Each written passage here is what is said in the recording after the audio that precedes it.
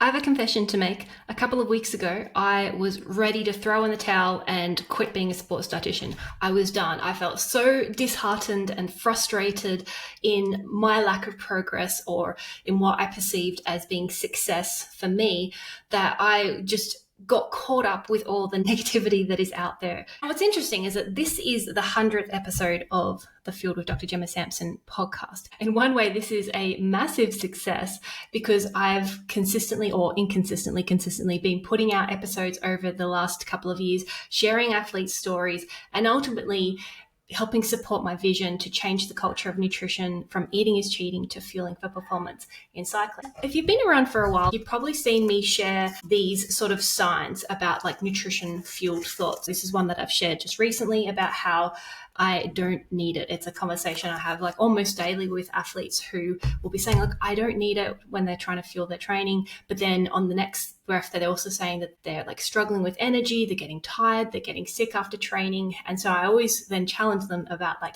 is that true that you don't really need it? One of the first fueled thoughts that I started sharing was way back in 2019. So I'm going to share it here and I'm going to explain what it says in a minute for those who are listening along in the podcast. So it says, don't try to overhaul your life overnight. Make one small change at a time. Over time, big changes equal big results. And it's really funny because sometimes the thoughts that I've put there have been reminders for myself. And there's been times that they are reminders for the clients and the athletes that I'm working with. And it could be related to nutrition. It could be related to changes in our life or what we're trying to do with our job or like taking some sort of step and progress towards our future. And so what I've sort of said in the comments of the description of that post was, how many things in your life are you currently trying to overhaul? Maybe it's the sleep habits, it's stretching, strength, exercise, or nutrition habits that you want to work on. How many are you trying to change at once? All too often, I will see people trying to make too many changes all at once, and they're not able to stick with them all long time when life goes crazy. When I work with my clients, there may be 10 things we could work on to improve the nutrition for training or for performance, but we start on one thing and then we build up those changes. And it's better to stick with one small and noticeably different unnoticeably, like we don't notice the difference straight away sometimes, for a month, than trying to make 10 changes that barely last the week. And over time, small changes equal big results. And I wanted to share that today because it was a good reminder for me that I've been reflecting on in the last couple of weeks as I was going through that phase of like, what am I doing? Maybe it's time to quit and give up. Like I'm wasting my time. I'm like just going nowhere in life. All these gremlin little thoughts that are sabotaging me from taking action, sabotaging me from ultimately achieving my goal. So what did I do in that moment when I was getting all that criticism from people on the internet, armchair warriors saying like, you're going to give people diabetes, that's unhealthy, and you're going to make people sick, and all this negative sort of stuff, when like I know the research, I know the evidence, I've seen what happens in practice when people learn how to feel better. It changes their lives, not just in terms of the performance, but it changes their lives, how they can show up when they're at home. So for example, when people start feeling their training better, like I'll have my pro athletes that instead of in the past where they do this 20-hour training week and that was it, they've got nothing left, they've got the energy to then go and spend time with their family or their grandparents. Or for the amateur clients that I work with who've got full-time jobs, they can be there present with their families. They could be better dads because they've got the energy to play with the kids after they've gone and done this 4-hour training session on the weekend.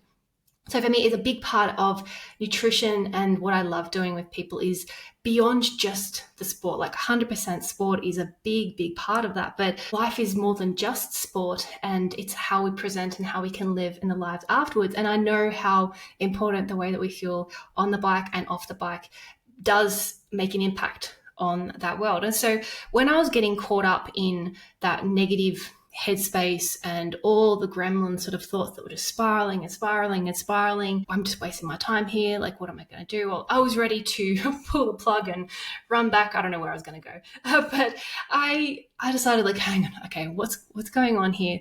Let's take some time out. Let's go and take a step back and get back down to basics. Because what I realized was that I was probably out of practice and out of habit with some of the things that I know, the little things that I can do that help me show up my best self when it comes to work or when it comes to everyday life. And I realized when I was doing that I was associating so much of my value and worth on my job. And don't get me wrong, like, I love my job. I love what I do. I love seeing the transformation in the clients that I work with. But life is outside of that. And I was giving all of my energy and all my focus, all my worth and value on that, which ultimately just leads us to some point of failing or burnout, or what I was experiencing of just not feeling good enough. So I basically cleared my calendar for the week and took an impromptu holiday before I burnt too many bridges and just created a disaster by self-sabotaging, which as a ADHD person, I'm naturally prone to be doing. So I found that I have a combination of an electronic diary and a paper diary. So my electronic diary controls my life. It's where all my appointments and everything is, so I can see visibly time. Because for some reason, or maybe not, I know it's because of the ADHD. Like, for me, I can't visualize time. Like, it's a concept that it's hard to explain, but like for me, like whether it's a day, a week, a month, a year, like I can't see that future in it. A psychologist I work with in the years past, like, he's like, yeah, you're very much stuck in the present. And so the past and the future can create stress and anxiety for me. And so one of the tools that I've learned over the years to help me manage that, I suppose, is having both an electronic diary, which I can then visually see time, and I can then avoid overbooking myself or avoid having too many things on my plate. But also I found having a paper diary and writing things down is really helpful. Now, I think it was probably 2017. It was a good 10 plus years ago. I did a digital detox because at the time I noticed, like, I love reading and I typically read at least a book a week and sometimes more. I've had years where I've read about 150 books, and I've had years where I've read about 6 or 7 books, but I'd stopped reading for many, many, many, many years. And I realized that I was in this sort of habit, this pattern. I was using my phone as my alarm in the morning. And so you wake up, pick up your phone, and then before you know it, Facebook, Instagram, Twitter, like half an hour is gone and you've just wasted all this sort of time. And so I was in this mindset of, I don't have time to read because all my time is filled up. And when I was actually assessing, well, what am I doing? How am I truly spending my time? I realized, like, okay, that's something I want to change. I got a light clock and I stopped having phones in my house. And sorry, no phones in my house. Of course, I have a phone in my house. There's one right here. I stopped having phones in my bedroom.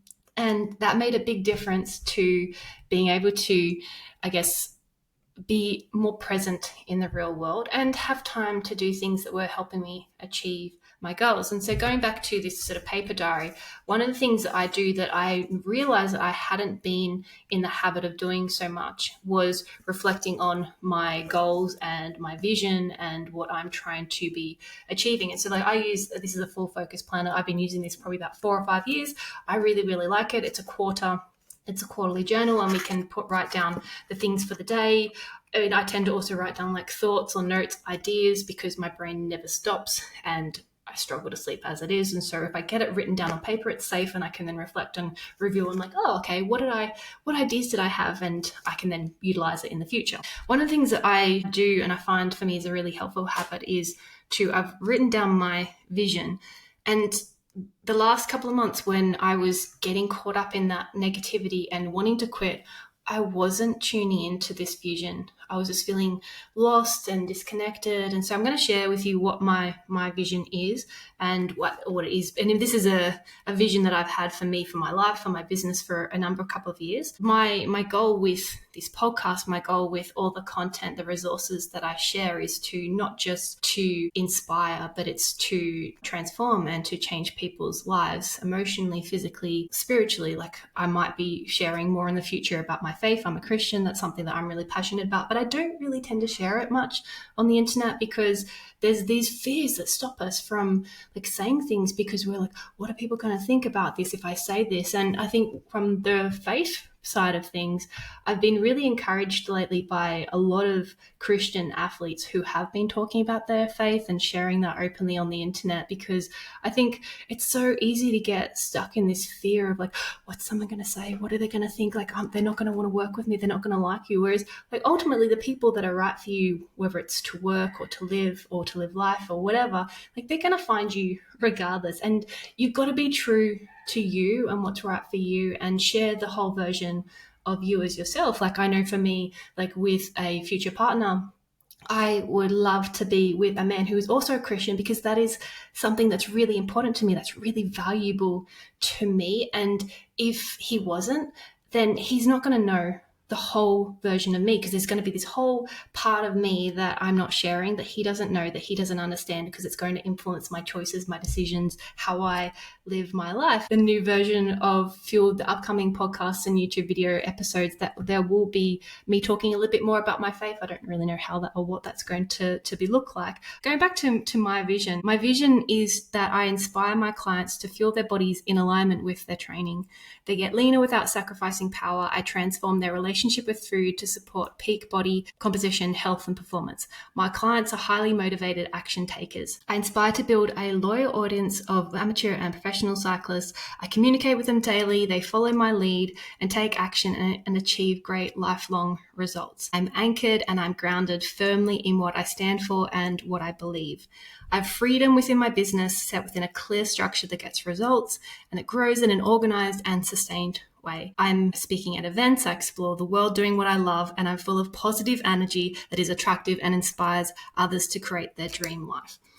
Now, I don't know if you've ever taken the time out to reflect on your vision or to create a vision before, whether it's for your personal life, whether it's for your professional life, whether it's for your training. But I cannot stress highly enough how important it is, and checking in and tuning, like, is this still valuable to me? Because when I speak to my clients and when I see them make those changes and I see them learn to feel their body better, and then those changes translating to how they relate to their life, like there's athletes and there's clients that I've worked with who, through the conversations that we've had, they've gone and also made their own changes in their own businesses, and they've taken steps towards their dream life, and their life now is so different to where it was 3, 4, 5 years ago when we worked together. I'm not still working with them. I worked with them a couple of years ago, but we've still remained in contact and we're friends. We bump into each other at different events, and seeing the transformation that's happened outside of just the sport has been, for me, it gives me so much joy and so much happiness, because like I know that food is so much more than just numbers. Yes, it's health and it's performance, but it's also how we connect with people and it's how we relate and express ourselves. And food is amazing, and I love being able to help people get less fear around food, because I see so much misinformation and fear and scaremongering about this is good, this is bad, that just creates fear. Kind of like where I was a couple of weeks ago. I was taking too much notice of all the negativity and all the naysayers on the internet, all these armchair people who are just trying to bring you down. But what are they doing in their life that is creating good or joy or helping change their lives, whether it's for themselves or those around you? It's just a really interesting thing to be aware of. I'm very, very sensitive at times to what people say, what they do, and I have to be very, very protective of my energy. I will often avoid going places because I know that it'll make me anxious and stressed. It's so important to understand ourselves and what helps us support us towards our goals, what things take us away. It's not about being perfect, because sure, we're going to be exposed to these negative comments, these negative environments. At times, life isn't perfect. But I was thinking for ages, like, what's the perfect podcast that I episode number 100? Like Jimmy Whelan was my first guest on the podcast. Maybe I can get him to come on as a guest and be like 100, 101, see what sort of changed in the last couple of years and just hasn't sort of panned out. Do you know what? Like, no perfect episode done is better than just like left in the draft sort of pile. Going back to that one thing, like what's the one thing that you could do today that is going to help you be your best self? And can you carve out some time in your day, in your week, in your month now that is going to help you just get a little bit clearer on what is that first step for you into the next chapter of your life? I've had so many different chapters in my life. I'm sure I'm going to have plenty more chapters to come, but I'm excited and I'm glad that I didn't quit, because I do love what I do. I do love sharing nutrition advice and helping people change their lives, whether it's through nutrition or be inspiring through some of the crazy choices and decisions that I've made over the years. And I'm excited to see where this new chapter inside Fueled, inside my business, inside my life takes me in the next 2, 3, 4, 5 years or so. Thanks for watching. I look forward to seeing you next time. That's all for today. Like, subscribe, fuel your ride, and I'll see you soon.